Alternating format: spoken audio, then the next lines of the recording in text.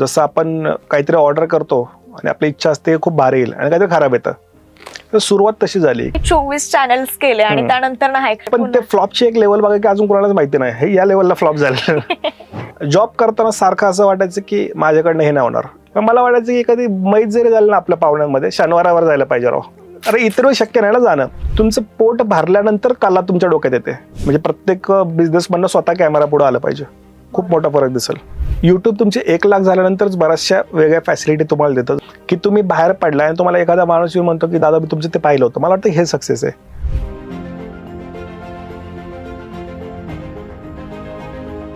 हाय hello welcome. मी Sheetal Times of डेमोक्रेसीच्या नव्या कोऱ्या पॉडकास्ट मध्ये तुम्हा सर्वांचं पुन्हा एकदा स्वागत करते. मित्रांनो, रील्स, सोशल मीडिया आणि सगळ्याच प्रकारचा कंटेंट हा तुमच्या आमच्या आयुष्याचा एक भाग बनलेत आणि या सोशल मीडियाच्या अल्गोरिदमच्या म्हणजे सततच्या बदलणाऱ्या अल्गोरिदमच्या हिशोबानं सतत आपल्या कंटेंटमध्ये काहीतरी नवीन प्रेक्षकांना देत राहणं आणि त्या सगळ्या कॉम्पिटिशनमध्ये टिकून राहणं हे फार अवघड आहे आणि हे फार त्यामुळेच कमी जणांना जमतं असं म्हणायला हरकत नाहीये. आणि त्यातल्या त्यात बक्कळ पगाराची नोकरी असताना देखील या कंटेंट क्रिएशनच्या दुनियेत उतरणं किंवा युट्यूब चॅनल सुरू करणं ही रिस्क खरं तर खूप जणांसाठी फार मोठी ठरू शकते. पण ही रिस्क एका व्यक्तीनं घेतली. अनेक त्या 4 लोकांचे त्यांनी टोमणेही खाल्ले. पण त्या कॉम्पिटिशन मध्ये टिकून आता स्पायसी किक नावाचं युट्यूब चॅनल ज्यांचं आहे ते मनोज शिंगुस्ते दादा आपल्यासोबत इथे गप्पा मारण्यासाठी आलेले आहेत. दादा, खूप खूप स्वागत आहे तुमचं टीओडी मराठीमध्ये. सगळ्यात पहिला तर प्रश्न हाच असेल की सध्या तुमच्या पेजवरती जर पाहिलं तर फूडच्या रिलेटेड बरेच व्हिडिओज पाहायला मिळतात. तर कुठे ठरवलं होतं की फक्त फूड रिलेटेड करायचं की याच्या मागेही दुसरा काही विचार होता की या प्रकारचा चॅनल सुरू करायचा आहे? पहिले 24 चॅनल फेल झाल्यानंतर 25वा आपण एक फेल प्रयत्न होता आणि आम्ही सुरुवात अशी केली की आपल्या आयुष्यात रोज असं काहीतरी घडतं ना जे कॉमेडी असतं. बरोबर. जसं आपण काहीतरी ऑर्डर करतो आणि आपली इच्छा असते खूप भारी येईल आणि काहीतरी खराब येतं. तर सुरुवात तशी झाली की आम्ही काहीतरी खायला गेलो आणि ते खराब होतं. पण हे असं कोणी शेअर करत नाही. आम्ही म्हटलं आपण हे शेअर करू. ते शेअर केलं आणि ते व्हायरल झालं. दुसरा व्हिडिओ पण मग फूडचाच व्हायरल, तिसरा आहे फूडचा आणि मग चौथा व्हायरल झाल्यानंतर आम्हाला एकानं पैसे दिले की तुम्ही या आमचं शूट करा, 300 रुपये देतो. म्हटलं भारी आहे, खाऊन पिऊन पैसे. अशी सुरुवात झाली. सो असं ठरवून नव्हतं झालं.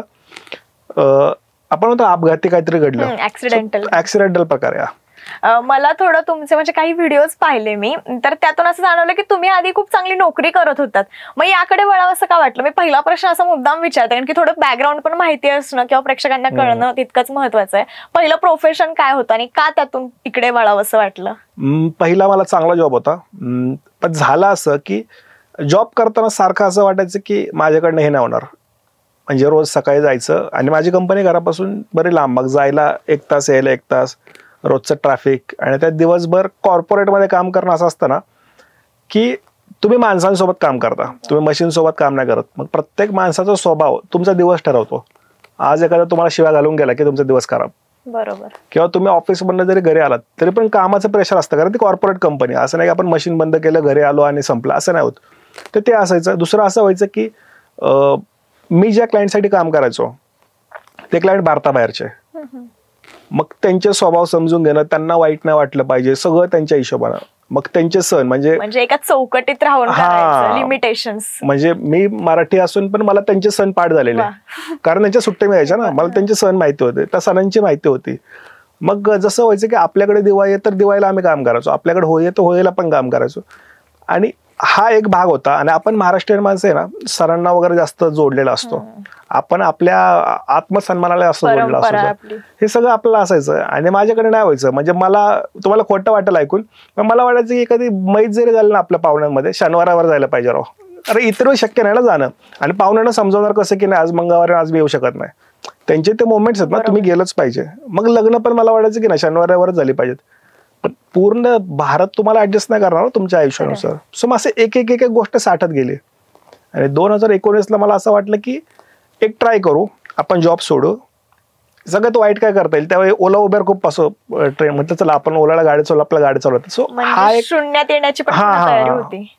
आणि ऍक्च्युली शून्यातच आलो कोविड लागल्यामुळे. पण असं होतं की एक तयारी होती की चला हे तर करून बघू. आणि लग्न नव्हतं झालं, जबाबदारी जास्त नव्हती आणि मी काय होम लोन वगैरे घेतलेलं नव्हतं, त्यामुळे मी रिलॅक्स होतं की ठीक आहे आता आपण एसी मध्ये तर एसी मध्ये फॅन मध्ये एवढं. सो ते एक डोक्यात होतं की किती शून्यात गेलं तरी आपल्याकडे डिग्री आहे. आता माझ्याकडे 10 वर्षांचा अनुभव आहे.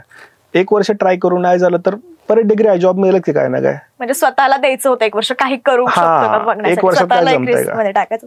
पण तुम्ही जो मगाशी उल्लेख केला की 24 चॅनल्स केले आणि त्यानंतर नाही, ते कधी केले होते की याच दरम्यान केले होते की सुरुवातीला कधी केले होते आणि त्याची कारण काय होती ते फेल्युअर? 19 वर्षांचं असल्यापासून केले, म्हणजे आता जवळपास 15 वर्ष झाले एक चॅनलला, लगेच नाही केले. म्हणजे मनोज सिंगुसदे तेव्हापासून सोशल मीडियाशी म्हणजे युट्यूबशी कनेक्टेड आहे. मी सुरुवातीला मग चॅनल बघायचो, जसं बी युनिक वगैरे त्या काळात असायचे. मला वाटतं तसं काहीतरी केलं पाहिजे, पण मला माहिती नव्हतं की ते करणं इतकंही सोपं नाहीये. म्हणजे आपल्याकडे जे कॉम्प्युटर असतात घरात आपण जे अभ्यासाला घेतो, मला हे माहितीच नव्हतं की याच्यावरती एडिटिंग होत नाही, कारण त्यावेळी तेवढं नॉलेज नव्हतं कोणाकडं. तर मग फक्त कॉलेजला असताना एक ट्राय केला, मग ऑफिसला असताना जास्त ट्राय केले मी, कारण मला ऑफिसमधून बाहेर पडायचं होतं. त्या सगळ्या फेलमध्ये मग सगळं झालं करून. मी गड किल्ल्यांचे व्हिडिओ केले, पण मला कळालं की 3 तास वर चढलं एवढी एनर्जी नसते की आपण काहीतरी बोलू, कारण असं चढणं पण शक्य नाही. मग कळालं की पावसाळ्यात व्हिडिओ शूट करायचे, पण पावसाळ्यात व्हिडिओ शूट करायला गेलं की माईक मध्ये पाणी शिरायचं, टेक्निकल इश्यूज. मग तो चॅनल फ्लॉप झाला. मग दुसरा आम्ही रॅपचा केला, म्हटलं रॅप खूप हिट. त्यावेळी हनी सिंग म्हणजे एकदम असं सेन्सेशन. म्युझिक वगैरे. मग मी काय करायचो की समजा हनी सिंगचा रॅप हिंदीमध्ये, मग तो मराठीमध्ये असं ट्रान्सलेट करून बघायचं की जमतंय का ते. पण तो फ्लो वगैरे त्यावेळी मला माहिती नव्हतं की फ्लो पण नसतो त्यासाठी. मराठीमध्ये ते करणं ट्राय, कुठेतरी भाषेवरचं पण प्रेम आलं म्हणजे. हा, पण ते फ्लॉपची एक लेवल बघा की अजून कोणालाच माहिती नाही, हे या लेवलला फ्लॉप झालं.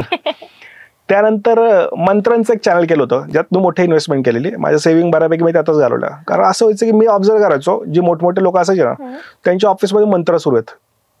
म्हणजे लॅपटॉपवरती लोक मंत्र लावून बसलेले असतात, शनिवारी एक मंत्र, रविवारी एक मंत्र, सकाळचे ना गायत्री मंत्र वगैरे. म्हटलं आपण हे करू. मग एक म्युझिक प्रोड्युसर होता, तो पण माझ्यासारखा, आम्ही दोघं जवळपास रस्त्यावरतीच होतो. म्हटलं तुलाही काम मलाही काम. मग आम्ही ते सुरू केलं. त्यात खर्च झाला चांगला आमचा, पण असं झालं की 37 काहीतरी मंत्र आम्ही रेकॉर्ड केलं, सगळे फ्लॉप. मग तिथं पण वाटलं की ठीक आहे, हे पण नाही जमलं. मग एक मी इन्व्हेस्टमेंट बँकिंग चॅनल सुरू केलं होतं. इन्व्हेस्टमेंट बँकिंग फक्त इंग्लिशमध्ये, आता हिंदीत खूप कमी चॅनल आहेत आणि मराठीत तर कोणाच नाही करत. म्हटलं ते करू. नंतर कळाले की आपल्या महाराष्ट्रामध्ये इन्व्हेस्टमेंट बँकिंग कोण बघतच नाही, तेही फ्लॉप. सो असे करत 24 चॅनल झाले. मग एकदा मी एक पॉडकास्ट बघितला, त्यात कळालं की टेकचे जे असतात ना चॅनल, त्यांना खूप पैसा मिळतो. म्हटलं आपण टेक्निकल हे बनायचं, म्हटलं आता एकदम नाही का मास्टर विस्टर मराठीत. आणि मी तो सुरू केला.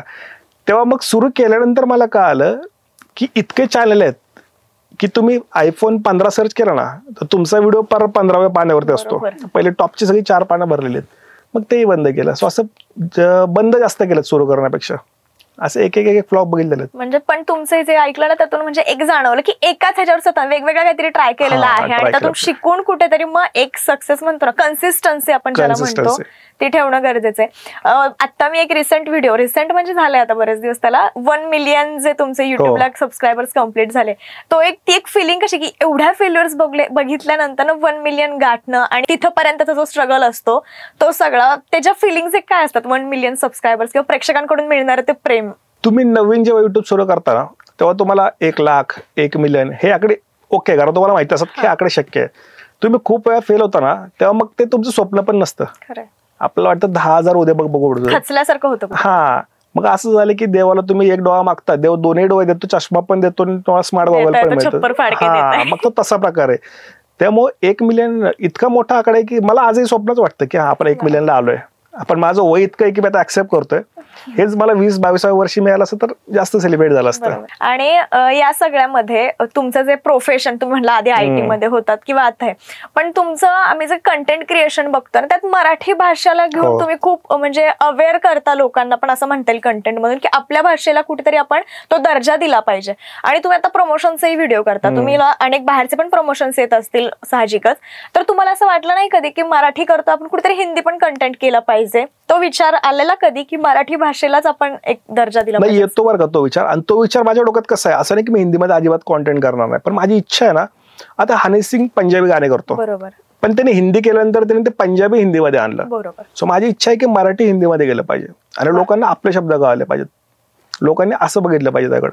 पण मी आत्ता मराठी का करतोय, एकतर मला हेच समजतं की आपल्या भाषेत प्रॉब्लेम काय. प्रत्येकाला असं वाटतं की खूप मोठा ऑडियन्स हिंदीमध्ये आहे, पण मराठीमध्ये पण 100 मिलियनचा ऑडियन्स आहे. आत्ताशी तुम्ही 1% पोहोचले. म्हणजे आपली लोकसंख्या जर आपण पाहिली आणि सोशल मीडिया वापरणारे लोक 100 मिलियनचा ऑडियन्स ऑलरेडी आहे. आणि मराठीत इतके क्रिएटर ना ज्यांचे ऑलरेडी 3-4 मिलियन फॉलोअर्स आहेत. म्हणजे मराठीमध्ये स्कोप आहे. दुसरं असं की मी ज्या भाषेत लहानपणापासून बोलतोय, ज्या भाषेत मी सगळं ऐकलं, शिवाय ऐकलं, बोलणं ऐकलं, आपण भांडण केले, सगळं मराठीमध्ये. मी विचार पण मराठीमध्येच करतो. मराठीत विचार करणं आणि त्याला हिंदीत परत ट्रान्सलेट करून व्हिडिओ करणं आणि त्याचं प्रोनाऊन्सिएशनचा अभ्यास करणं, कसा उच्चार करायचा, एवढं करण्यापेक्षा मराठीतच करायचं. मग इथं आम्हाला ऍक्टिंग नाही करायला लागत. बरोबर. हा, आम्हाला फक्त स्क्रिप्ट कळालं, आपलं हे बोलायचं, मग ते डायरेक्ट येतं. दुसरं असं की मला काय म्हणजे आत्ताच नाहीये, पण मराठीबद्दल एक आहे की नाही, आपली भाषा भारी आहे. बरोबर आहेच. हा, मला वाटतं की नाही खरंच भारी आहे. कारण असं होतं ना की मी आता समजा आम्ही जेव्हा जोक लिहितो ना, आपली भाषा इतकी सिंपल आहे ना की तुम्ही 1-2 शब्द इकडे तिकडे गेले ना तरी पण जोक तयार होतो. तुम्हाला जोक एक्सप्लेन नाही करायला लागत. खरं, मराठी वळवल तशी वळतेच. खरं आहे. आणि दुसरं असं की मराठीमध्ये ना सोर्सेस खूप आहेत. जसं मी एखादं गाणं ऐकतोय तर त्या गाण्यात कितीतरी शब्द आहेत. तुम्ही एखादा अभंग ऐकतात त्यामध्ये शब्द आहेत आणि प्रत्येकाची भाषा वेगळी आहे. अभंगाची मराठी वेगळी असते, आपल्या इतिहासातली मराठी वेगळी आहे, न्यूजपेपर मधली वेगळी असते, आपण फिल्म बघतो त्यातली वेगळी आहे, गाण्यांमधली वेगळी आहे. एकाच मराठीची इतके टाईप आहेत, त्यातले मला एक शब्द गेले तरी पण माझी स्क्रिप्ट तयार होती. म्हणून मराठीचं तसं हिंदीमध्ये नाही होत. हिंदीमध्ये 2-3 प्रकार आहेत आणि त्यानंतर ऍक्सेंट तयार होतात. मग हरियाणी ऍक्सेंट किंवा पंजाबी ऍक्सेंट किंवा दिल्लीचं ऍक्सेंट. मराठीत तसं नाही. मराठीमध्ये मराठीचेच कितीतरी प्रकार आहेत. म्हणजे ज्ञानेश्वर महाराजांनी जे लिहिलंय ती मराठी वेगळी आहे, तुकाराम महाराजांची मराठी वेगळी आहे, किंवा शिवाजी महाराजांच्या काळात जे लिहिलं ती मराठी वेगळी आहे. एकच मराठीचे एवढे प्रकार आहेत आणि तरी पण आपण हिंदीच्या मागे पळतोय. प्रकार तर आहेत. आणि मराठीमध्ये जे आपण पोटभाषा म्हणतो प्रकार की खानदेशी वेगळी, प्रत्येक भागानुसार पावलं पावली मराठी म्हणजे बदलत जाते, त्याची ढब बदलते. आणि कदाचित यामुळेच तुम्हाला म्हणजे आम्ही कमेंट्स जेव्हा बघतो ना तुमच्या व्हिडिओच्या खालच्या, बरेच लोक तुमच्या मराठी भाषेमुळे खूप जोडले गेलेत असं वाटतं कुठेतरी ते. पण आम्ही इन्फ्लुएन्स इतर पण पाहतो, म्हणजे त्यांना काही नाव ठेवणं किंवा त्यांना वेगळ्या दृष्टीने बघण्याचा अजिबात हेतू नाहीये, पण त्यांना कमेंट्स येतात की तुम्ही कधीतरी हिंदीत व्हिडिओ करा. मग कधीतरी पूर्ण व्हिडिओ ते हिंदीत करतात आणि त्यानंतर त्यांना जर कोणी विचारलं तर ते सांगतात की हिंदीवाले जे माझे ऑडियन्स आहेत त्यांना मराठी कळत नाही, त्यासाठी मी हिंदीमध्ये करतोय.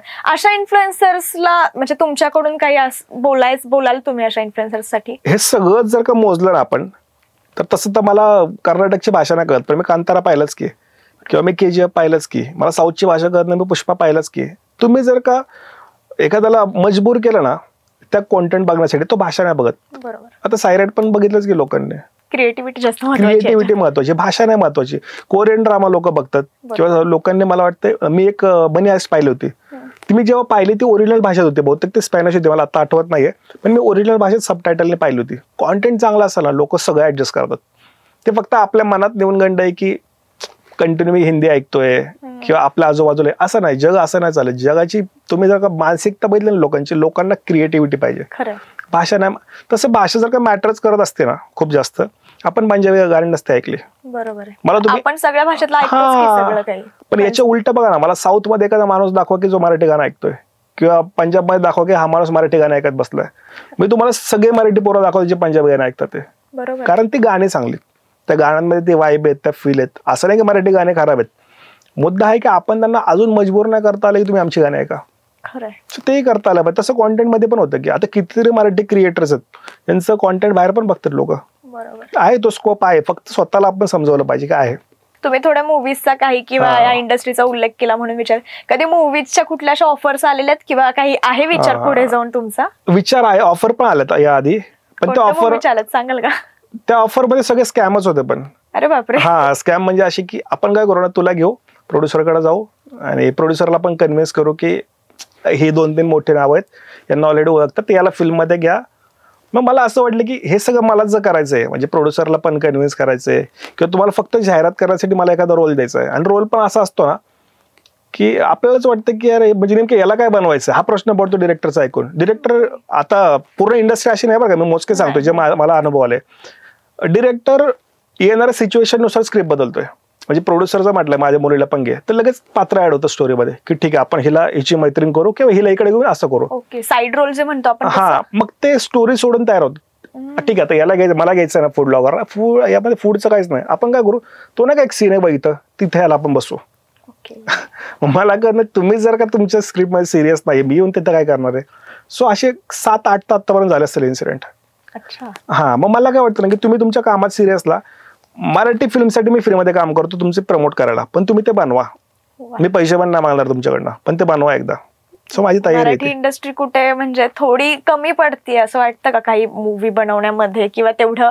कारण की आपण बघतोय ना आता की इतके भारी म्हणजे चित्रपट आले. छावा पण आपण जो बघतोय हिंदीमध्ये एवढा गाजला तो चित्रपट, आणि ऑब्व्हियसली महाराजांचे चित्रपट म्हणून मराठीत तर त्याला तोडच नसणार आहे. म्हणजे मी हे बोलते, काही जणांना ते हे पण वाटेल, पण खरं बघितलं तर महाराजांचे चित्रपट मराठीत बनले तर ते डबल चालतील असं आपण सांगू शकतो. पण तसे चित्रपट मराठीमध्ये बनत नाहीत, यामागचं काही कारण असू शकतं. एक क्रिएटर म्हणून मी तुम्हाला विचारते. भरपूर कारण आहेत. साऊथला पण इथपर्यंत यायला बरंच स्ट्रगल करायला लागलं. त्यांना आपण हसायचो 10 वर्षावाले की अरे साऊथच्या फिल्म मध्ये काही असतं, एक जण मारतो, ओव्हर दाखवतात, ओव्हर, तर ते आपल्याला वाटायचं.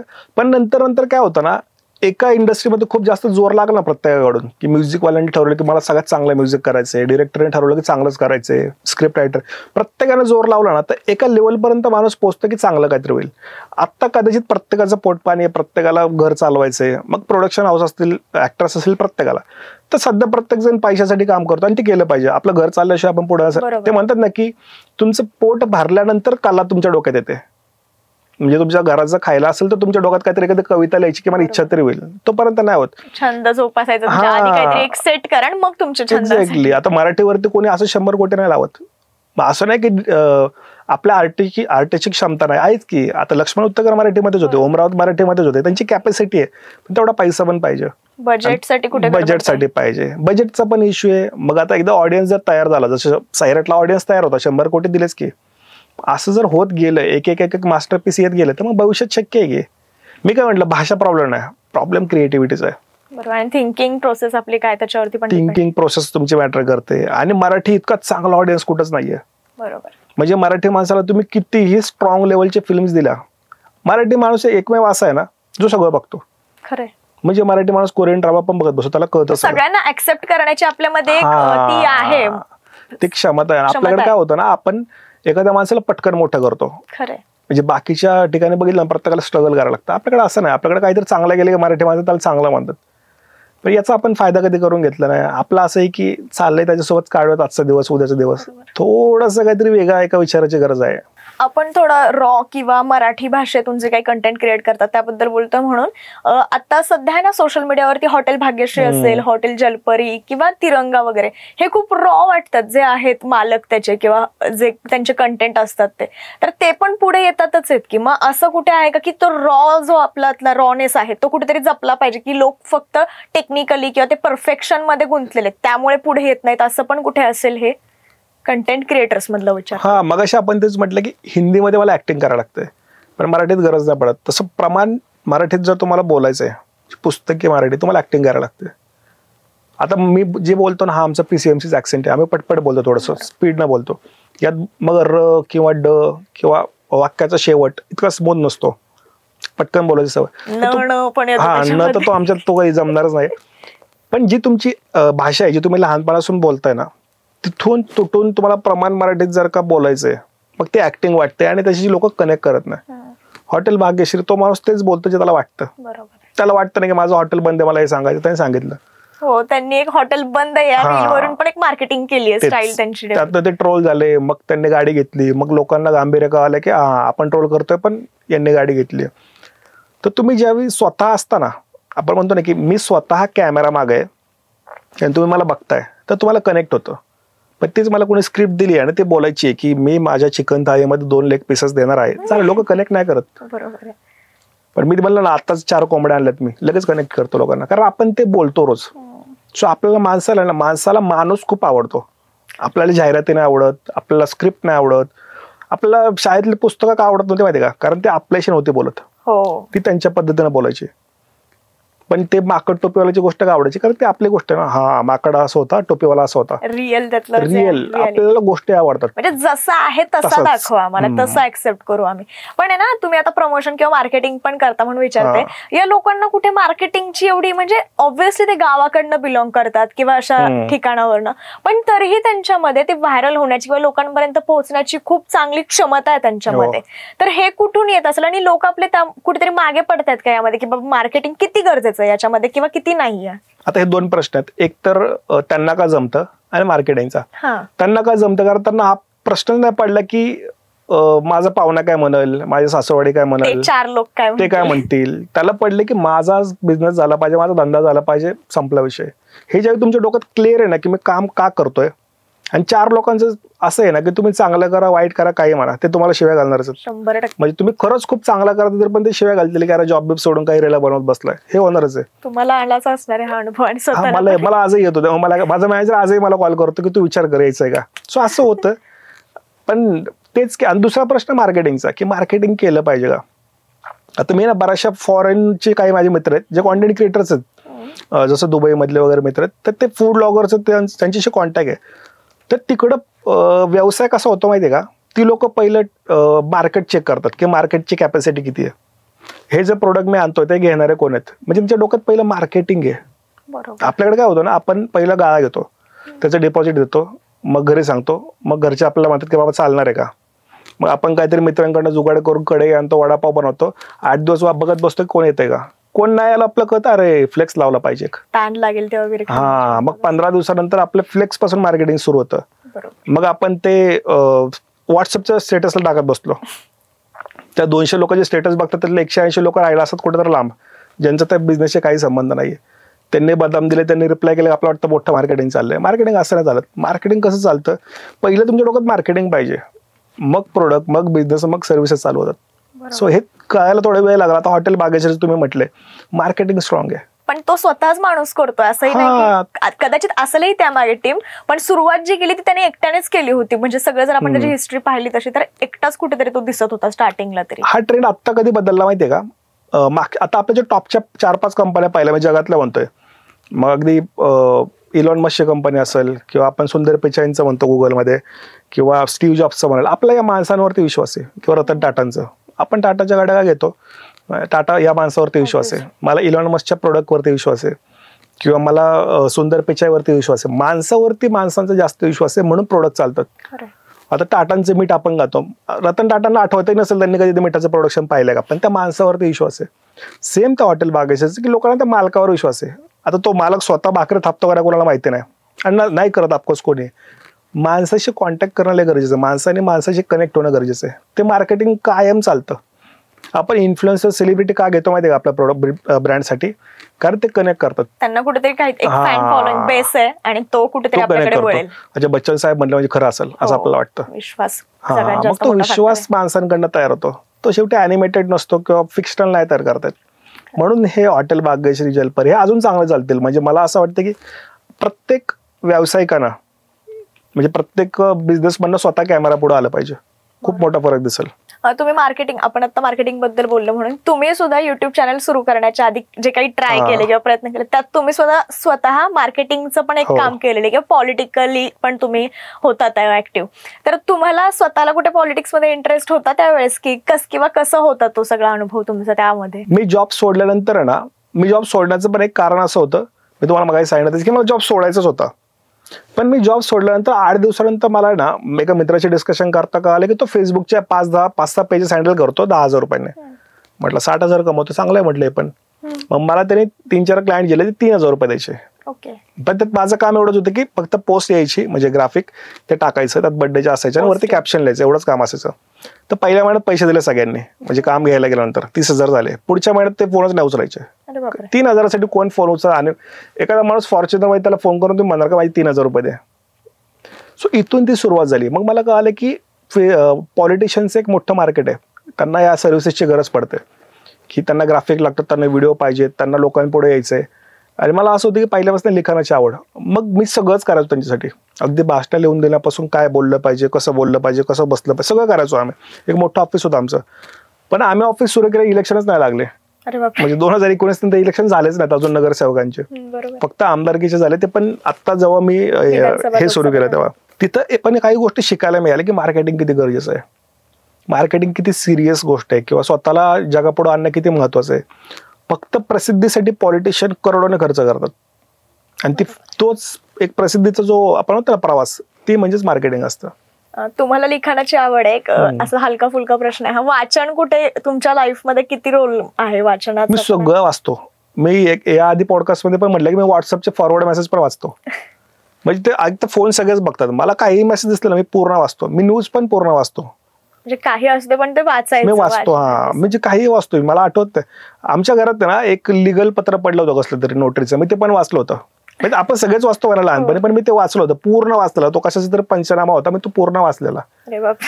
त्यातनं पण मला ना स्क्रिप्ट खूप सुचल्या होत्या त्यावेळी, किती लोक कसं लिहितात. म्हणजे तेव्हापासून तुमच्या डोक्यात. हा नाही, मी आधी पण सकाळचं सप्तरंग, मुक्तपीठ पण वाचायचो. मुक्तपीठ नंतर डिजिटल झालं. लोकमतचं पण मी 2 न्यूजपेपर वाचले. मी आजही वाचतो न्यूजपेपर. आमच्या घरात आजही न्यूजपेपर येतो आमच्या घरात. आणि कंटेंट क्रिएशन. हा पण ते म्हणजे मी आता बोलतोय म्हणून मला ते जाणवलं, पण इतका विचार नव्हता केला की आपण एवढं वाचतो. आता मला जाणवलं की आपण हे वाचतोय सगळं. आता थोडं आपण याच्याबद्दल बोललो, पण टेक्निकली आपण या गोष्टींकडे बोलूयात. 1 मिलियन जर तुमचा आता सबस्क्रायबर झाला, यानंतर युट्यूब कडून स्वतःकडून कोणत्या फॅसिलिटीज असतात का त्या कंटेंट क्रिएटरसाठी? कारण की बरेच लोक नवीन असतात युट्यूबमध्ये, त्यांना फक्त 1000 सबस्क्रायबर्स किंवा 4000 सबस्क्रायबर्स इतके झाले की आपलं मॉनिटाईज होतं चॅनल, इथंपर्यंत माहिती. पण त्यापुढचा सगळा प्रवास किंवा ती स्टेप्स कशा असतात सगळ्या? युट्यूब तुमचे 1 लाख झाल्यानंतर बऱ्याचशा वेगळ्या फॅसिलिटी तुम्हाला देतं. जसं तुम्हाला व्हेरीफाय करतं. 5 लाख झाल्यानंतर तुम्हाला काही वेगळ्या ऑपॉर्च्युनिटी मिळतात. जसं तुम्हाला कधी कधी PR असं म्हणजे एक मॅनेजर असाइन केला जातो. तुम्ही मिलियनच्या आसपास पोहोचल्यानंतर तुम्हाला काही युट्यूब कडनं पण संधी मिळतात. क्रिएटर कॅम्पच्या मिळतात, फिल्म प्रमोशनच्या मिळतात. एक त्यांचं व्हॉट्सअप चॅनल येतं तुम्हाला. त्या व्हॉट्सअप चॅनलवरती भरपूर अपडेट, म्हणजे तुम्हाला ट्रेनिंग प्रोव्हाइड करतात. तुमचे कॅम्प्स असतात, लाईव्ह कॅम्प, त्यात तुम्हाला ते सगळं शिकवतात की ॲफिलिएट लिंक कशा लावायच्या, क्रिस्प ऑडिओ कसा रेकॉर्ड करायचा. भरपूर युट्यूबकडनं फॅसिलिटी असतात. आता मला एक्झॅक्टली हे नाही माहिती की हे कोणाकोणाला असतं, कारण माझ्याकडे आता सध्या एकच चॅनल आहे. पण काही कॅटेगरीज असतील, म्हणजे कॅटेगरी असतात ते पाहतात. AI चॅनल्स किंवा जे लो क्वालिटी कॉन्टेंट आता त्यांनी जे जाहीर केलं त्यांना थोडं कमी हे मिळतं. पण बाकी म्हणजे त्याच्यामध्ये तुमची त्या कंटेंटच्या मागे मेहनत किती आहे हे पण मोजलं जात असेल. म्हणजे हे जर नवीन कोणी असतील कंटेंट क्रिएटर्स, तर त्यांच्यासाठी हे खूप महत्वाचं आहे की बाबा फक्त मॉनिटाईज होत नाही, तर पुढे जाऊन आपल्याला बऱ्याच त्याच्या थ्रू पण आपल्याला बऱ्याच लिंक्स मिळत असतील. म्हणजे लिंक्स म्हणजे कामाच्या रिलेटेड जे काय असतील त्याचा पण मदत होते. आणि राहिला मुद्दा याचा की फक्त सिल्वर बटन मिळणं किंवा गोल्डन बटन मिळणं म्हणजे आपण युट्यूबवरती सक्सेसफुल कंटेंट क्रिएटर झालो असं कुठेतरी आहे काय लोकांमध्ये, की पुढे पण कंटेंटसाठी वेगवेगळी ते बटन्स जे अवॉर्ड आहेत ना, ते फक्त माइलस्टोन तुमच्या घरापुरता असतो. बाकी जगाला तुमचे आकडे दिसतात सगळे. दुसरं असं की इंस्टाग्राम बटन देत नाही, फेसबुक पण देत नाही, पण ते आपण फॉलोअर्सला तेवढीच व्हॅल्यू असते. हे युट्यूब देतही खूप चांगली गोष्ट आहे, पण ते सगळंच नाहीये. म्हणजे बऱ्याच जणांचं असतं की ते सिल्वर बटन मिळालं म्हणजे युट्यूबर सक्सेस नाहीये फक्त असं म्हणायचं. हा, ते म्हणजे सक्सेस अजिबात नाही. सक्सेस म्हणजे काय माहितीये का, मला विचारायला ऍज अ क्रिएटर की तुम्ही बाहेर पडलाय आणि तुम्हाला एखादा माणूस येऊन म्हणतो की दादा मी तुमचं ते पाहिलं होतं, मला वाटतं हे सक्सेस आहे. म्हणजे कुठेतरी आपली एक ओळख वेगळी निर्माण करणं. दादा मी ना, तुम्ही हे बोललात म्हणून म्हणते की तुमचा ना लाईफ कडे बघण्याचा पण दृष्टिकोन, कारण की मी बरेच व्हिडिओ आता या निमित्ताने नाही बघितले पॉडकास्टच्या, पण आधीपासून इंटरव्ह्यू पाहिले, त्यात बऱ्याच ठिकाणी असं जाणवतं की तुमचा लाईफ कडे पाहण्याचा पण दृष्टिकोन खूप वेगळा आहे. म्हणजे माणूस म्हणून कसा जोडला गेला पाहिजे, जगता आलं पाहिजे, हे जे तुम्ही कायम म्हणता, या सगळ्याबद्दल काय नेमकं तुमचं म्हणजे तुम्ही काय सांगाल याच्याबद्दल? हेच की जगता आलं म्हणजे जेव्हा आपल्याकडे काहीच नव्हतं ना, तेव्हा आपण जास्त खुश असायचो. म्हणजे जसं आपण लहान होतो तर आपल्या गरजा खूप कमी होत्या. म्हणजे मी लहान असताना समजा मला 15 रुपये मिळाले तर माझ्या डोक्यात असायचं की तेव्हा मिसळ का वडा सांबार खायचा. आता माझी गरजच 1000 रुपयाचा पिझ्झा खायची आहे, तर मग मी काय करतो ना, ते 1000 पिझ्झासाठी माझ्या आयुष्यात 10 मिनिटं डिप्रेशन मध्ये घालवतो. हा प्रॉब्लेम आहे. आपण ना ज्या गरजेच्या नाही येतात त्या गरजा वाढवून ठेवलेल्या आहेत. सगळ्यांना सगळं माहिती आहे, म्हणजे सगळ्यांनाही माहिती आहे की नाही मला की एक 80-85 इंच टीव्हीची गरज, पण शेजाऱ्याने घेतला मला घ्यायचं आहे, त्याच्यासाठी आपण 2 दिवस वाया घालवतो. म्हणजे आपल्या घरात मी आता काल एका मित्राला पण म्हटलं की तू एकदा घरात चेक कर, 90% गोष्टी असतात ना आपल्या घरात ज्या आपण एकदा किंवा 2दा वापरतात. काही तर अशा ज्या घेऊन फक्त ठेवलेल्या आहेत बॉक्स ओपन चैनीसाठी घेणं, हा की फक्त वाटतंय म्हणून घ्यायचं. मग ते आपण जसं घेत सुटतो ना, आपल्याला सवय लागते शॉपिंगची. हे घेतलं पाहिजे, अच्छा हा हेडफोन आलाय का, या हेडफोन मध्ये अरे याला स्क्रीन पण हे पण घेतलं पाहिजे. आपण सगळं घेत सुटलोय.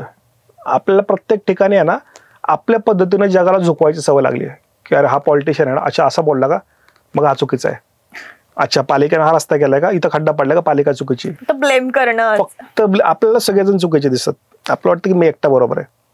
एकदा एक पॉलिटिकल होऊन बघा, एकदा एक बिझनेस म्हणून बघा, एकदा पालिका चालवून बघा, एवढं काही जमत नसेल ना तर आहे त्यात समाधान खूप चांगलं.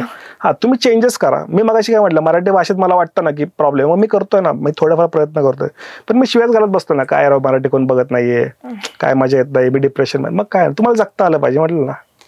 जे आहे त्यात तुम्ही चांगलं करायचं बघा. जमत नसेल तर जगा आपलं. तुम्हाला माहिती नाही की संध्याकाळी 6 ते 9 भयानक ट्रॅफिक असतं बाहेर. गुपचूप दुपारी फिरून या, संध्याकाळी घरात बसा. पण उगाच तुम्ही ते डिप्रेशन मध्ये जाऊ नका. पुण्यात किती ट्रॅफिक वाढलंय आणि मग तुमच्या आयुष्यात 2 तास वाया घालवायचे ना चिडचिड करून. किंवा एवढे लोक आले, एवढं ट्रॅफिक वाढले, पालिकेला काय कळत नाही, कळत नाही, माझ्या टॅक्स. दादा आपला टॅक्स किती दिले आपण, तर एवढे डिप्रेशन घ्यायची गरज नाहीये ना. आत्ताच मोमेंट जगून घ्या. बघूया ना, प्रत्येक जण हातपाय मारतोच आहे. लिव्हिंग मोमेंट्स म्हणतात. हा मोमेंट जगले पाहिजेत. आपल्याला नाही जगायचं, आपल्या फक्त अपेक्षा आहेत. आपल्या अपेक्षा इतक्या आहेत आता 30-35 वयात पण लोकांना वाटतं की अजून पण हे झालं पाहिजे, हे झालं. आत्ताच मोमेंट जगा. तुम्हाला आजही वाटतं एक फ्लॅट घेतलाय ना, अजून एक घेतला पाहिजे, पण गरज काय आहे. अंथरूण पाहून पाय पसरावे म्हणतो आपण, पण कुठेतरी ते अंथरूण वाढवलं पाहिजे असंही म्हणतो. पण ते थोडा त्याच्याबद्दल विचार पण केला पाहिजे. काही खरंच आपल्याला त्याची गरज आहे की नाही, उगाच मौज मजा. गरज नाही. माणसाचा स्वभाव तसा आहे की आता एक फ्लॅट घेतलाय, पण ते एक फ्लॅट घेणं पण करोडो लोकांचं स्वप्न आहे. त्यांच्याकडे ते नाही, त्यासाठी ते पळतात. ते आता मी समजा 80 लाखांचं उदाहरण घेतलं की मला पुण्यात 2 किंवा 3 BHK घ्यायचं आहे. एकदा तुम्ही डोक्यात आणा की फ्लॅट न घेता मी 80 लाख कसे वापरू शकतो. तुम्ही जग फिरू शकता, तुम्ही काही करू शकता, तुम्ही उरलेलं आयुष्य एवढं भारी जगाल ना. पण नाही, मला काय करायचं, एक फ्लॅट घ्यायचा का तर माझा मुलगा मोठा होऊन तिथे राहील. इथून सुरुवात आहे. म्हणजे मी नवीन जॅकेट घेणार नाही 2000चं, कारण मला फ्लॅटचा EMI भरायचा आहे. हा म्हणजे लोकांची मानसिकता. तो एक सगळ्यात मोठा विषय. म्हणजे मला गोव्याला फिरायला नाही जायचं का तर फ्लॅटचा EMI आहे. मला कम्फर्ट मध्ये नाही जगायचं, मला जुनेच कपडे घालायचे तर फ्लॅटचा EMI आहे. या फ्लॅटच्या EMI मध्ये बँक पैसा कमवते, बिल्डर पैसे कमवतो, ज्यांनी कलर मारा ते कमवतात, तिथले गौंडे कमवतात. आणि फक्त आपण डिप्रेशन मध्ये नाही. अरे 70,000 रुपये EMI भरायचा आहे. फक्त 70,000 EMI साठी आपण वॅकेशन सोडतो, आपण पाहुण्यांशी लग्न सोडतो, सगळं सोडतो आपण, फक्त त्याच्या मागे पळतो. मला तर म्हणजे मी जॉब सोडल्यानंतर तुम्हाला हे सांगतोय. कदाचित मी जॉब करताना सांगितलं असं तुम्हाला वाटलं असं काही टाकतोय, पण मी सांगतोय की नाही असं पण चालतं आयुष्य. दादा बरेच जण, आता तुम्ही म्हटलात की बऱ्याच जणांची स्वप्न आहेत किंवा काय, आणि खूप मुलं अशी आहेत ज्यांना या सगळ्यामध्ये म्हणजे असं वाटतं की सोशल मीडियावरती आपण जेव्हा जाऊ किंवा युट्यूब चॅनल करू, खूप पैसा आहे याच्यामध्ये म्हणजे जॉब पेक्षा. आणि बऱ्याच जणांना असं वाटू शकतं की तुम्ही नोकरी सोडून हे केलं म्हणजे नक्की त्याच्यात खूप पैसा असेल. रियालिटी काय आहे म्हणजे युट्यूब किंवा सोशल मीडिया आणि ह्या नोकरी किंवा जॉबच्या सगळ्या दुनियेतली रियालिटी काय आहे मागची? पूर्ण जगाचाच एक सिंपल नियम काय माहिती का, तुम्ही मेहनत केली ना तर तुम्ही कुठेही काही कराल. म्हणजे तुमच्या खरंच एवढी मेहनतीची म्हणता ना की एवढी मेहनत करण्याची तयारी आहे ना, तुम्ही MPSC पण क्रॅक कराल, तुम्ही UPSC पण कराल, तुम्ही बिझनेसही कराल, युट्यूबही कराल. लोकांना काय वाटतं ना युट्यूब म्हणजे इझी मनी आहे किंवा इझी सक्सेस आहे. तेवढं इझी नाहीये.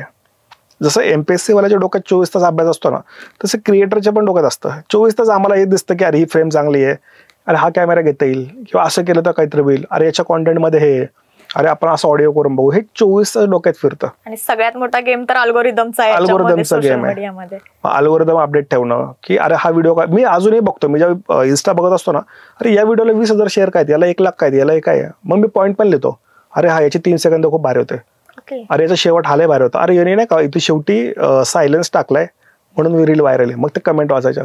हे 24 तास डोक्यात आहे. जसं एखादा जॉबवर आलेला माणूस निवांत बसतो ना 6 वाजता, तसं मला 24 तास नाही बसतात. 6 वाजता पण आमची सकाळच असते. हा आता काय करता येईल का, मग हे करता येईल का. मग ते जे की डेडिकेशन जर तुमच्यात असेल तर तुम्ही काही कराल. युट्यूबच नाहीये. फक्त माझं इतकंच मत आहे की जर तुम्ही युट्यूब नाही कॉन्टेंट क्रिएशन करताय ना, एक कायम टांगती तलवार डोक्यावरती असते. आज कॉन्टेंट चालते, उद्या नाही चालणार. उद्या लोकांना बघायला दुसरं आवडेल.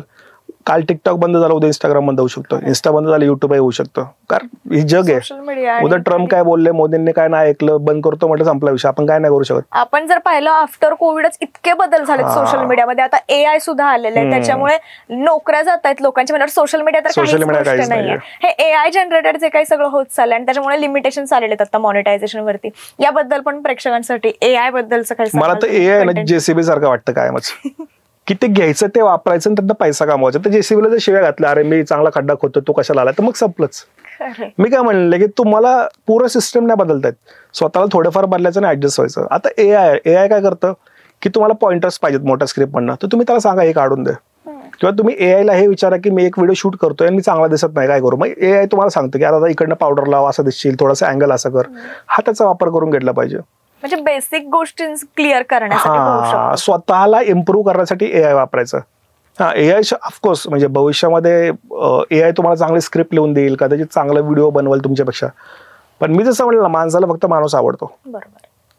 त्यामुळे असं नाही की JCB आला सगळे गौंडे गायब झाले, असं नाही होत. तुमची गरज पडते. सो तुम्हाला तो JCB वापरून काय बनवता येईल हे बघितलं पाहिजे. आणि AI खरंच एक चांगली, आपण म्हणतो चांगला बदल आहे आपल्या आयुष्यातला. जिथं मला पहिल्यांदा आहे ना, खूप लहान गोष्टींसाठी आहे ना, समजा मला डायटिशियनकडे जायचं, एखाद्या लहान गोष्टीसाठी मला कॉल करायला लागायचा की मॅडम मी एवढं प्रोटीन घेतलंय किंवा एवढं ग्राम पनीर घेतलंय, याचं हे वापरू का नको. आता तुम्हाला ChatGPT प्रॉपर सांगतं की दादा तू सकाळी एवढं पाणी पिलं ना, संध्याकाळी हे कर, आणि ते ॲक्युरेट असतं. मग एवढं जर चांगलं तुम्हाला फ्रीमध्ये देतंय तर मग ते वापरलं पाहिजे. बरोबर. तुम्ही त्याला जर शिवायच घालत बसलात की हे आला माझा जॉब खाणार, तर मग खाणार ते खाणारच. आपण शांतच बसलो तर मग खाणार. तुमचा जो चॅनल आहे ना, त्यामध्ये आम्ही पाहतो की कुठेतरी तुमच्या वाईफ ज्या आहेत त्या पण कनेक्टेड आहेत, त्या पण सोशल मीडियाला पण ऍक्टिव्ह असतात. आणि तो बारका जो आहे त्याच्यामुळे मला वाटतं की लोक जास्त कनेक्ट झालेले आहेत. तो कोण आहे नेमका आणि त्याला कसं तुम्ही चॅनल मध्ये हे केलेलं आहे? तो माझ्या मोठ्या भावाचा मुलगा आहे, बारक्या, म्हणजे माझा पुतण्या आहे तो. आणि तो आमच्या व्हिडिओत असा आला की बायकोची डिलिव्हरी होती तर ती गेली आणि एक डायलॉग होता, म्हणजे 2 माणसांचा तो व्हिडिओ ऑलरेडी लिहिला होता आणि ती गावाला गेली. आणि बारक्या आयुष्यात 4-5 शब्द बोलला असेल. तो तेव्हा 2.5-3 वर्षाचा होता. तर तेव्हा त्याला पहिला डायलॉग दिला की काका श्रीखंड संपले, असं तो डायलॉग होता. तर तो म्हटला काका श्रीखंड संपले, तर लोकांना कोणालाच काय कळलं नाही तो काय म्हटला. पण तो कळाला नाही म्हणून लोकांनी 4-5 वेळा पाहिलं की हा काय म्हणतो नेमका. मग तो त्याचा पहिला व्हिडिओ होता. म्हणजे तो असा समजा की बोलायला शिकला आणि व्हिडिओ आला. तर तो डायलॉग हिट झाला, दुसरा पण झाला, तिसरा पण झाला. मग ही रिटर्न आल्यानंतर असं झालं की आमच्या दोघांपेक्षा बारका फेमस झाला होता. मग त्याला काढणं शक्य होतं. मग तो आता परमनंट, म्हणजे परमनंट म्हणण्यापेक्षा प्राईम मेंबर तोच आहे आमचा आता. पण ना कंटेंट क्रिएटिंग मध्ये कुठेतरी असे छोटे छोटे कॅरेक्टर जास्त, त्याच्यामुळे आपल्याला ऑडियन्स जोडला जातो बरं का. आणि याच्या व्यतिरिक्त तुम्ही स्वतः तुमचा कंटेंट लिहिता की जे काही तुमची स्क्रिप्ट असेल? कारण की बऱ्याच जणांचं असं असतं, शूट करणार, त्याला सॉन्ग लावणार आणि सबटायटल्स वॉट एव्हर जे काय असेल ते त्याला एडिट करून. पण तुम्ही कसं करता? तुमची प्रोसेस काय असते कंटेंट क्रिएटिंगची पूर्ण? माझा एक मित्र आहे नितीन थोरात नावाचा, मोठा लेखक आहे, म्हणजे 14 कादंबऱ्यात. तर त्यांनी मला बोलताना एकदा एक गोष्ट सांगितलेली की तुम्ही ते काम करा की तुम्हाला फक्त तुमच्या कामात मजा आली पाहिजे, पुढे काही होऊ द्या. म्हणजे तुम्हाला जर का तुमची काम करताना तुम्ही एन्जॉय करताय ना, तुम्हाला वाटतं की हा यात मजा येते, तर तेवढंच करा तुम्ही. त्याचं आउटपुट काढेल ते बघू नका. तर आता आम्ही ती प्रोसेस तशीच केली आहे. म्हणजे मला लिहिताना मजा येते, बारक्याला आपला खाताना मजा येते, बायकोला पण हे सगळं चाललेलं असते यात मजा येते, आम्हाला आमच्या कामातच मजा येते. मग ही प्रोसेस अशी आहे की समजा आम्हाला एक व्हिडिओ शूट करायचं, तर मग ठरतं की अच्छा पिझ्झाचं शूट करायचं ना, पिझ्झावरती काय जोक तयार होतील, हा एवढे जोक आहेत. मग त्याच्यावरती एक स्क्रिप्ट तयार होते. मग ते स्क्रिप्टचे काही तुकडे होतात दर 5-5, 10-10 सेकंदाचे, की हे का लिहिलंय आपण, हे लिहिल्यावर काय होईल, यातनं शेअर्स येतील का, किंवा हे बोलता येईल का आपल्याला, ते प्रोनाऊन्स पण झालं पाहिजे. मग बारक्या काय करू शकतो, मग याचं पात्र कसं करायचं, बायकोला कसं, हे सगळं ठरतं पहिलं. मग ती स्क्रिप्ट परत लिहिली जाते दोनदा, म्हणजे दोनदा स्क्रिप्ट लिहिली जाते. पहिल्यांदा अशी लिहिली जाते की एक स्टोरी, आणि दुसऱ्यांदा मग मला समजा इमोशन दाखवायचे की बारक्या रडतोय, तर बारक्याच्या पुढे डायलॉग, हा डायलॉग, आणि त्याच्या पुढे बारक्याचा रडताना इमोजी. मग ते आम्हाला नंतर हा इथं याला रडायचंय. प्रोडक्शन प्रोसेस, ती प्रोडक्शन प्रोसेस असते. मग त्याची एक रिहर्सल होते शूटला जायच्या आधी. मग ती रिहर्सल झालं की मग मी शूट करतो. शूट करणं खूप पटकन होतं, नंतर मग एडिटिंगला परत ती स्टोरी तयार केली जाते. एडिटिंग कोण करतं तुमच्या व्हिडिओचं? सध्या सगळं आम्ही करतो. घरगुती प्रोडक्शन आमचं, लिहिण्यापासून ते पूर्ण पोस्ट करण्यापर्यंत पूर्ण सगळं आम्हीच करतो. या सगळ्यामध्ये ना, म्हणजे हे खूप वेळ खाणारं काम आहे. म्हणजे आता आपण सगळ्यांनाच, म्हणजे आम्हालाही माहिती आहे मीडियामध्ये, पण या सगळ्यामध्ये तुमची शूटची जी प्रोसेस असते, आता फूड जे असतं, फोटोग्राफी किंवा शूट जे असतं ते पाहिलेलं, त्याच्यावरती कसं असतं, आधी फ्रेश दिसण्यासाठी वेगवेगळे प्रयोग केले जातात. तसं तुम्ही ज्यावेळेस जातात तेव्हा ते फ्रेश असतं की नंतर ना काही प्रोसेस केली जाते की ते एडिटिंग मध्ये असतं? हे प्रोडक्ट वरती आहे. जसं चिकन रान असेल, चिकन तंदूर असेल, बर्गर असेल, या गोष्टी जेवढ्या कच्च्या ना तेवढ्या चांगल्या दिसतात. म्हणजे तंदूर ज्यावेळी पूर्ण तयार होतं खायच्या लायकीचं, तोपर्यंत ते असं थोडंसं बारीक होतं, त्याचं साईज लहान होते. मग ते अर्ध कच्चं ठेवून शूट केलं जातं. पण आम्ही खाऊन दाखवतो तर मग काही त्यातलं कुक केलेलं असतं. बऱ्याच ठिकाणी मग काही गोष्टी, जसं की बर्गरचा एखादा पार्ट आहे ज्यातनं लेट्यूस बाहेर येते, मग त्यावरती पाणी मारलं जातं, अजून फ्रेश वाटतं. हे सुरुवातीला आम्ही करायचो असं, कारण तेव्हा गॅजेट चांगलं नव्हतं, फक्त फोनने शूट करायचं. आता कॅमेरा आल्यामुळे बऱ्यापैकी हे कमी केलंय, आता चांगलं शूट होतं. तुम्ही थोडं त्या गॅजेट बद्दल बोलत, सुरुवातीला कुठलं म्हणजे कसं सुरुवात केली होती, गॅजेट वगैरे काय युज केले होते तुम्ही? सुरुवातीला काहीच नव्हतं. iPhone 13चं बेसिक मॉडेल होतं, ते पण फ्लिपकार्ट सेलमध्ये घेतलेलं, स्वस्त मिळालेलं म्हणून. कारण आयफोन मी त्यावेळी त्या विचारसरणीमध्ये होते की आयफोन घेणारे लोक मूर्ख असतात, यांना काय कळत नाही, यांच्याकडे फुकटचा पैसा हे घेतात, त्याने वाया घालवतात ते. नाही का आपण म्हणतो की ठीक आहे अँड्रॉइड मध्ये पण, अँड्रॉइड मध्ये पण फोन लागतो, यात पण लागतो, यात पण कॅमेरा, पण स्वस्त मिळाला मी घेतला, अशी सुरुवात झाली. पण त्या एका एवढ्याशा आयफोननं आम्ही 6 लाख सबस्क्रायबर पूर्ण केले. आत्ता आम्ही गॅजेट घेतलेत मागच्या वर्षी, तर त्या फोननेच आम्ही सगळं करायचो. मग त्याने शूट करायचं, त्याने जसं व्हॉइस रेकॉर्डिंग करायचं, आयफोन चांगला रेकॉर्ड होतं. मग नंतर माझ्या डोक्यात आलं की कारमध्ये बसून करू, असं कार लावलं की एकदम तो साऊंड प्रूफ स्टुडिओ तयार व्हायचा, पण त्याच फोनने सगळं केलेलं. सो आमचा 70% प्रवास त्याच फोनने झालाय. आत्ता सगळे गॅजेट घेतलेत. आत्ता पहिल्यांदा आम्ही एक ड्रोन घेतला, तो जुना घेतला एकाचा, तो वापरला, त्यात थोडासा प्रॅक्टिस झाला ना, तर लाख रुपये हवेत उडतात तसं अटॅकनं जायचो आपण, म्हणून जुना घेतला सुरुवातीला. आत्ता नवीन घेतला, तर आत्ता कॅमेरा घेतलाय, माईक घेतलेत. पण माईक खूप महत्वाचं, सगळ्यात जास्त महत्वाची गोष्ट कॉन्टेंटमध्ये माईक आहे. ती क्वालिटी मेंटेन करणं त्यासाठी पण, आणि कंटेंट पण. आवाजानं माणूस कनेक्ट होतो. खरं म्हणजे आपण फिल्म मधले ऍक्टर आपल्याला एवढे मोठे काय वाटतात नाही का, त्यांचा आवाज खूप क्रिस्प येतो आपल्या कानावरती. म्हणजे त्यांचे अगदी श्वास घेतलेला आवाज पण आपल्याला ऐकायचा, मग माणूस कनेक्ट करतो जास्त. आणि जेवढं तुमचा आवाजाची क्वालिटी कमी असेल ना, तेवढे लोक तुमच्याशी कनेक्ट करत नाही. आपण जेवढी पावडर लावतो ना तोंडाला, त्यापेक्षा जास्त महत्वाचं की तुम्ही व्हॉइस वरती काम करा. व्हॉइस खूप महत्वाचा आहे.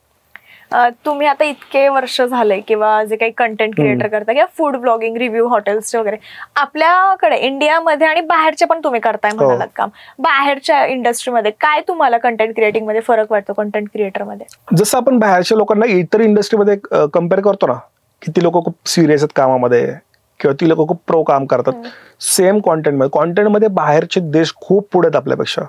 चायनामध्ये ना एक ऍप आहे, मला नाव नाही आठवतं, पण रील काइंड ऑफ एक नाव आहे, मला आठवत नाही. त्यावरती 1 मिनिटाची वेब सिरीज आहेत, इंडियात पण अवेलेबल आहे, ते आहे प्ले स्टोअरला. तर त्यावरती ना त्यांनी समजा एक वेब सिरीज आहे 20 मिनिटांची किंवा 30 मिनिटाचा एक त्यांचा एपिसोड असेल ना, त्याचे त्यांनी 1 मिनिटाचे तुकडे केलेत. जसं आपण रील बघतो ना, तसं आपण 1 मिनिटात बघू शकतो, असं स्क्रॉल करत करत करत. इतक्या प्रो लेवलला ती लोक काम करतात, आणि तो 1 मिनिट इतका स्पीड नसतो पटपट पटपट की आपण पूर्ण 20 रील बघितल्याशिवाय थांबत नाही. सो चायना या लेवलला पोहोचलाय. चायनामध्ये आज पण जो माणूस बिझनेस करतो ना, त्यांच्याकडे कॉन्टेंट क्रिएशन हा त्या बिझनेसचा पार्ट झालाय. जसं आपल्याकडे एक काउंटर असतं ना पैसे घेण्यासाठी, कॅश काउंटर, तसं त्यांच्याकडे कॉन्टेंट क्रिएशन हा पार्ट आहे. दुबईमध्ये पण तुम्ही बघाल ना, बरेचसे क्रिएटर्स आहेत, त्यांच्यासोबत कॅमेराच्या टीम आहेत, त्या टीम घेऊन ती लोक कॉन्टेंट क्रिएट करतात. ते तिकडचे फूड ब्लॉगर लिटरली जग एक्सप्लोर करतात. म्हणजे मी जर का PCMC राहतो तर मी वाकड सोडून पुढे नाही गेलो, पण ते ऑलरेडी पूर्ण जग फिरून आलेत. तर हा खूप मोठा बदल आहे, आणि तो असण्याचं कारण पण आहे की तिकडे थोडंसं आर्थिक पण लोक थोडंसं सक्षम आहेत, गॅजेट स्वस्त पण आहेत.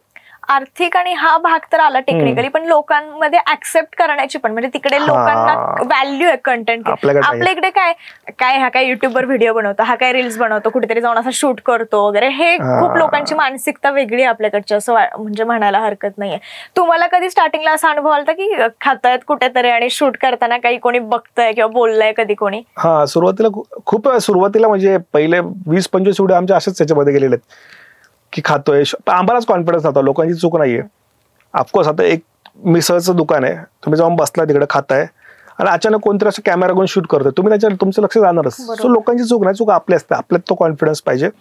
पण सुरुवातीला असे भरपूर अनुभव आले जिथं लोकांनी पण नाही थोडंसं की अरे काय शूट करतोय, कुणाला विचारलंय, मालकाला विचारायचं पहिलं, हे खूप वेळा झालं सुरुवातीला.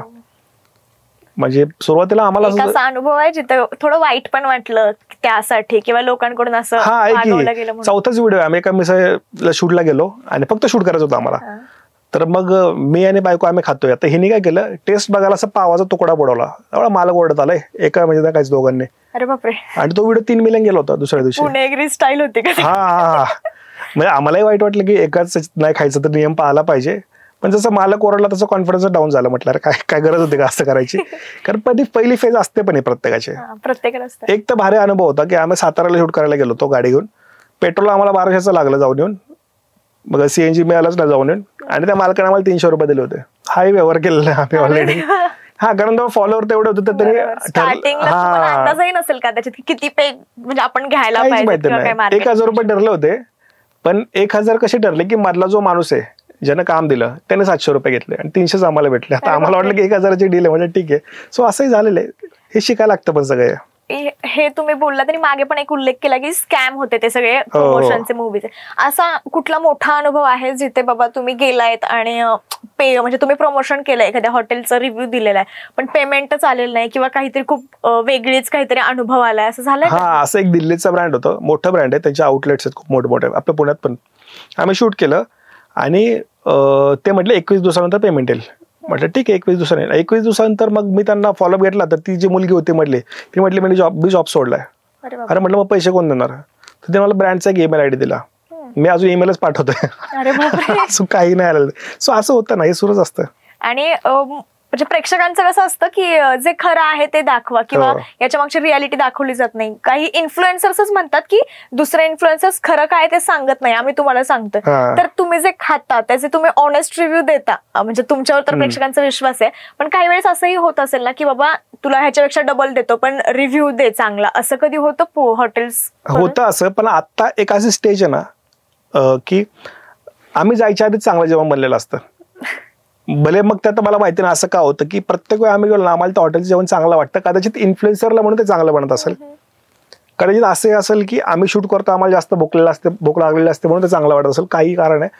पण असं खूप कमी वेळा झालं, 1-2 वेळा असं झालं की आम्ही गेलो जेवण खरंच खराब होतं आम्ही नाही म्हटलं आणि नाही टाकला तो व्हिडिओ. ओके, म्हणजे पैशासाठी फक्त केलाय तो व्हिडिओ असं कधी झालेलं नाही? हा, कारण समजा माझा व्हिडिओ बघून 100 लोक गेले, त्यांनी खाल्ला आणि त्याला 100 लोकांनी 100 शिवाय दिला तर त्याच्यात कमी पसतील, त्यामुळे आम्ही नाही टाकत. बरोबर. आणि हे खरंच जसं आहे तसं लोकांपर्यंत पोहोचवणं पण खूप कमी इन्फ्लुएन्सर्स आहेत असे मला वाटतं. तुमचा वर्क म्हणजे तुम्ही जे करताय त्यामध्ये असं जाणवलं की बरेच जे स्टार्टिंगच्या पिरियडमध्ये आहेत आता युट्यूबर्स, त्यासाठी तुमचा काही विचार आहे का त्या मुलांसाठी किंवा काही करायचं? कारण की तुम्ही तो स्ट्रगल अनुभवलेला आहे स्वतः, तसा काही विचार आहे तुमचा त्या मुलांसाठी? आमचा विचार अजून म्हणजे आतापर्यंत आम्ही प्लॅन नाही केलेला, पण आमच्या डोक्यात हे आहे की फ्रीमध्ये जे कॉन्टेंट क्रिएटर ज्यांना व्हायचंय त्यांना पूर्ण मार्गदर्शन करायचं की अगदी शून्यातनच की आपण श्री लिहून सुरुवात करू ना स्क्रिप्ट लिहायला, तिथून ते व्हिडिओ अपलोड करण्यापर्यंत एक एक एक गोष्ट शिकवायची. मध्ये आम्ही एक ट्राय पण केला, पण फ्रीची किंमत नाही ठेवत कोणच. त्यांना असं वाटतं काहीतरी साधच असेल. हा, म्हणजे मी व्हिडिओ कॉलवरती काय जणांना शिकवत होतो तर मस्त आपला टेबलावर पाय बी टाकून बघत बसलं तर काय काय म्हणायचं तुला. सिरियसली लोकांनी घेतलं पाहिजे, संधी मिळते. पण प्लॅन आहे आमचा, फक्त त्याचे की आता जेन्युइन लोक मिळाले पाहिजे ज्यांना शिकायचंय. पण हीच इच्छा आहे की लोकांनी जास्त चुकीच्या ठिकाणी हातपाय मारू नये, त्यांना एक डिरेक्शन दाखवलं नाही की असं करा. तर आणि मराठीचा एक प्लस पॉईंट काय ना, मराठीमध्ये खूप कमी क्रिएटर आहेत. मी तुम्हाला आत्ता विचारलं ना पुण्यातल्या 10 क्रिएटरची नावं सांगा, तुम्हाला 5-6 आठवतील, नंतर बाकीच्या आठवायला जोर द्यायला लागेल. म्हणजे पूर्ण मार्केट रिकाम आहे. बरोबर. आणि आपण वाटलो गेलोय की हे पुण्याचे क्रिएटर, हे मुंबईचे क्रिएटर, असं मराठी क्रिएटर म्हणून एक मोठं नाव नाहीये. तर ते तयार करायचा स्कोप आहे आणि आहे लोकांमध्ये खूप मोठी क्षमता आहे. आताची जी पोरं आहेत ना 18-20 वर्षांची भयानक हुशार आहेत. तुम्ही आता आपण हे बोललात, पण रेव्हेन्यू जो असतो युट्यूबवरनं जनरेट होतो आफ्टर कोविड ना, यामध्ये फार बदल झालेत. कारण की लाखातला जो रेव्हेन्यू तो 1000 मध्ये आलेला पाहायला मिळतो आणि ते म्हणजे आहे सगळं AI आहे, सगळं आहे. आणि आताचा मॉनिटायझेशन पॉलिसी पण चेंज झालेली आहे. तर हे कशामुळे झाले असेल, याचा पुढे कंटेंट क्रिएटर्सवर किंवा तुमच्या क्षेत्रातल्या बेसिकली फूड ब्लॉग कसा परिणाम होऊ शकतो भविष्यात याचा? आपण कॉन्टेंट क्रिएटरला फक्त कॉन्टेंट क्रिएशनच समजलं पाहिजे. आपण युट्यूबर, रील स्टार ही जर नावं आपल्या नावापुढे लावली ना तर मग तुम्ही त्याच्यावरती डिपेंड राहता. युट्यूबने पैसे दिले तरच माझं घर चालेल, हे पहिलं थांबलं पाहिजे. आणि तुम्ही जे म्हणताय की रेव्हेन्यू कमी झाला, त्याचे 2-3 कारण. एक तर ब्रँड डायरेक्ट पे करतं चांगल्या क्रिएटर्सला. मग त्यात असं आहे की ब्रँडला युट्यूबला पैसे द्यायची गरज पडत नाही. मग युट्यूबचं 45% कमिशन वाचतंय. मग ब्रँड तेवढे हुशार झालेले आहेत. दुसरं असं की क्रिएटर्स खूप वाढलेत, खूप म्हणजे ते डायरेक्ट दुपटीनं तिपटीनं वाढत सुटलं. मग त्यात असं होतं की युट्यूब 1000 सबस्क्रायबर असलेल्या माणसाला पण तेवढंच सिरियसली ऍड देतं आणि 1 मिलियन वाल्याला पण. मग ते असं आहे की जे आपण म्हणतो ना मोठ्या क्रिएटरचा रेव्हेन्यू कमी झाला कारण त्या ऍड सगळ्यांमध्ये वाटल्या गेल्यात. तिसरं असं आहे की काही कंपन्या आहेत, त्या कंपनीने स्वतःचे असे काही प्लॅटफॉर्म तयार केलेत की जे मी जर 1 रुपये दिला तर ते 1 रुपयाचे 100 तुकडे करून ते 100 ठिकाणी दाखवतं. म्हणजे जो 1 रुपया पूर्ण युट्यूबला जायचा तो आता 1 पैसा जातोय. सो अशा पण बऱ्याचशा गोष्टी आहेत, डिवाइड होत गेले क्रिएटर्स पर्यंत पोहोचतात. पण बिंग क्रिएटर म्हणून तुमच्याकडे खूप पर्याय आहेत. जसं माझ्याकडे समजा 1 मिलियन फॉलोअर्स आहेत, तर मी माझा कपड्यांचा ब्रँड सुरू करू शकतो, हॉटेल सुरू करू शकतो. बऱ्याच जणांनी केलेलं आहे. हा, सो तुमच्याकडे बाकी पर्याय आहेत. तुम्ही युट्यूबवरती आता इंस्टाग्राम पैसे देत नाही, पण इंस्टाग्राम स्टार कमावतात की. बरोबर. सो स्कोप आहे. फक्त एक मी जसं म्हटलं ना की हा बिझनेस आहे, याला सिरियसलीच केलं पाहिजे. म्हणजे जे काही करेल ते सिरियसली. आणि युट्यूबच्या खूप स्ट्रिक्ट पॉलिसी आहेत. एखादं चुकून तुम्ही एखादं गाणं वापरलं, एखाद्याची व्हिडिओ क्लिप वापरलं, तुमचं चॅनल उडवत आहे, मग तुमची पूर्ण मेहनत शून्य होणार आहे. मग त्या डिप्रेशनमध्ये जाण्याऐवजी असं करायचं ना की मी क्रिएटर आहे, मला प्लॅटफॉर्मशी फरक पडत नाही, मला फेसबुक पण पैसे देईल, इंस्टा पण देईल, युट्यूब पण देईल, कोणीही देईल, स्नॅपचॅट पण देतं. बरोबर. सो तुम्ही हाच विचार केला पाहिजे, मला कॉन्टेंट बनवायचं. कदाचित तुम्ही युट्यूबर होता स्टार वाल, जसं भुवन बाम आहे, युट्यूब केलं, पण आता त्यांच्या वेब सिरीज सगळ्या अमेझॉन प्राईमला आहेत, तेही करता येतं. म्हणजे तुम्ही फक्त त्यात क्रिएटिव्हिटी किती तुमची देताय आणि किती त्यात मेहनत करताय त्यावर पण डिपेंड आहे. माध्यमांचा इश्यू काय ना, माध्यम काम बदलत आलीत. बरोबर. म्हणजे मी मागच्या पॉडकास्टला पण म्हणले की लावणी जी पहिली पाडावरती होती, मग ती झाडावर गेली, झाडातून इकडे गेली, आता ती स्टेजवरती आली आहे, तीच इंस्टाग्राम वरती आली आहे. पण लावणी तीच आहे ना, ती कलाकृती तीच असते, ती बदलत राहणार. मी आज समजा व्हिडिओ करतोय, आज इंस्टाग्राम, युट्यूब, फेसबुक आहे, उद्या अजून 3 वेगळे प्लॅटफॉर्म असतील, फॉर्म फक्त चेंज होतं. मग ते गरजेचं आहे की तुम्हाला कळायला पाहिजे की तुम्ही कॉन्टेंट स्वतःसाठी करता का, तुम्हाला मजा आली पाहिजे. तुमचं कधी असं झालंय की व्हिडिओ बरेच स्टार्टिंगला म्हणजे मध्ये आधे चालतात, आणखी चांगले व्ह्यूज येतात, पण एखादा व्हिडिओ कधी रीच कमी झालेला आहे, त्याचा व्ह्यूज कमी गेले, त्यावेळेस तुम्हाला मेंटली काही त्याच्यामुळे डिप्रेशन वगैरे जे मुलं जातात ना, आता त्यांच्यासाठी विचारते मी हा प्रश्न, तसं कधी तुमच्यासोबत झालेलं आहे? या 2 सिनारिओ आहेत. पैसे घेऊन जे व्हिडिओ केले ते 100% डाऊन असतात, कारण ब्रँडच्या हिशोबाने स्क्रिप्ट असते. दुसरं असं की कधी कधी आहे ना मेंटल ब्लॉकेज येतो थॉट प्रोसेसचा, क्रिएटिव्हिटीचा. ते कधी होतं जेव्हा तुम्ही खूप जास्त विचार करता कॉन्टेंटवरती, की अरे या माणसाने असं कॉन्टेंट केलं, मला पण असंच करायचंय. तेव्हा जेव्हा तुम्ही कम्पॅरिझन करता तेव्हा तुमचं कंटेंट 100% डाऊन होतं. तुम्ही जोपर्यंत स्वतः आहे ना की मी असं आहे, मला या कामात मजा येते, मी असं कॉन्टेंट करणार नाही, तुमचे डाऊन कमी म्हणजे व्ह्यूज कमी होत नाही. आणि ज्यावेळी अशी फेज येते ना, तुम्हाला वाटतं की अरे माझा ट्रेंड होता, मला मागच्या 50 व्हिडिओला 1-1 मिलियन व्ह्यूज येतात, आता कमी झालं, आता काय करा, त्यावेळी तुम्ही गॅप घ्या, 1-1, 2-2 आठवड्यांचे गॅप घ्यायचे आणि आपले स्वतःचे व्हिडिओ बघायचे. पण तुम्हाला एक सांगतो की एक ट्रेंड प्रत्येकात असतो, एका क्रिएटरचा एक काळ असतो, त्या काळातच तुम्हाला अपग्रेड व्हायचंय. जसं मी सुरुवातीला फक्त व्हॉइस ओव्हर करायचो, व्हॉइस ओव्हर नंतर मी या दोघांचे जे इमॅजिनरी डायलॉग आहेत ते मी स्वतःच बोलायचो, नंतर बारक्याचा आवाज ऍड केला, मग बायकोचा आवाज ऍड केला, मग आमच्या दोघांच्या आवाजामध्ये पण व्हॉइस ओव्हर केला.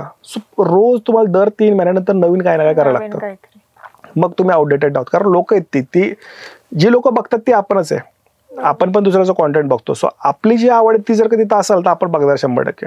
कन्झ्युम काय करतायत लोक हे ते कळायला पाहिजे. सो सिरियसलीच घ्यायला लागतं कॉन्टेंट.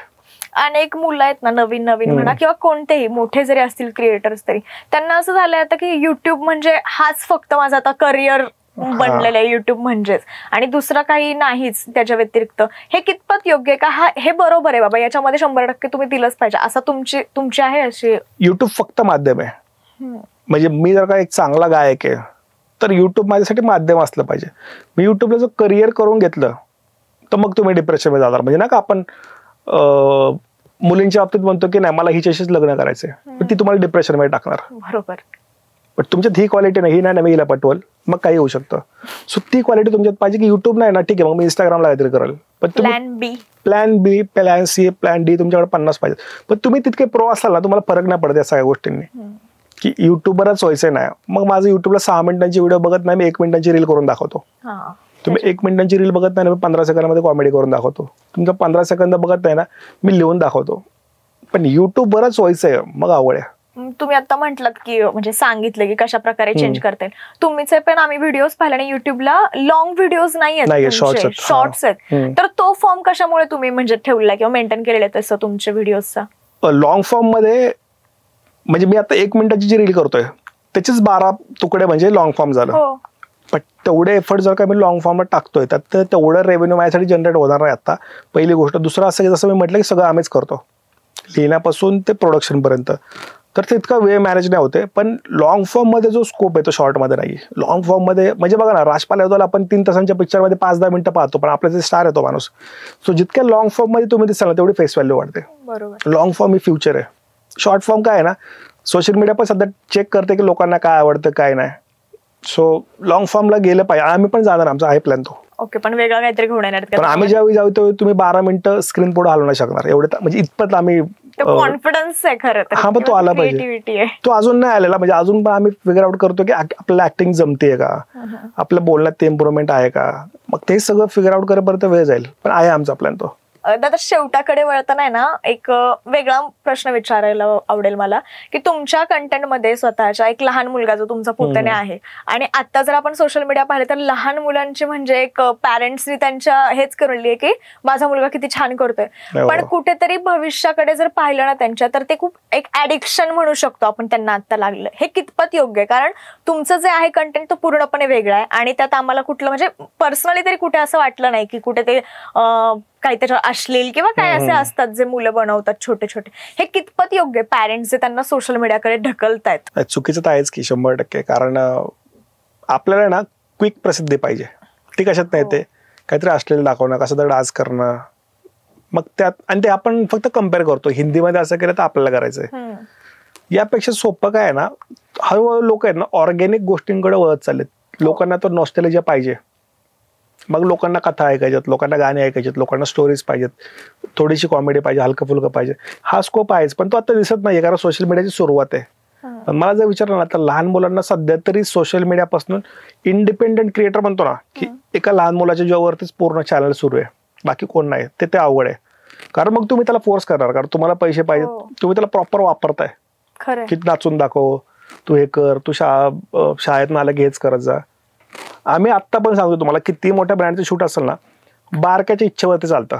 त्याला मूड असेल शूट करायचं, नसेल तर मी ब्रँडच्या शिव्या खातो की नाही सर आज होणार नाही. ते तेवढी मेंटली प्रिपेअर असणं गरजेचं आहे, कारण ती मुलं त्यांच्या वयानुसार. त्यांचं लहानपण तुम्ही का ओढून घेताय? मग तुम्ही तुमच्या पैशांसाठी, तुमच्या फेमसाठी मग तुम्ही त्यांना फोर्स करणार की नीटच वाग, असंच कर. आता आमचं असं आहे, त्याची जर इच्छा असेल झोपेतून उठल्यानंतर की आज मला जायचंय तर जातो आम्ही, नाही तर राहिलं. म्हणून आमचं कॉन्टेंट कमी असतं, कारण तो व्हिडिओचा पार्ट आहे.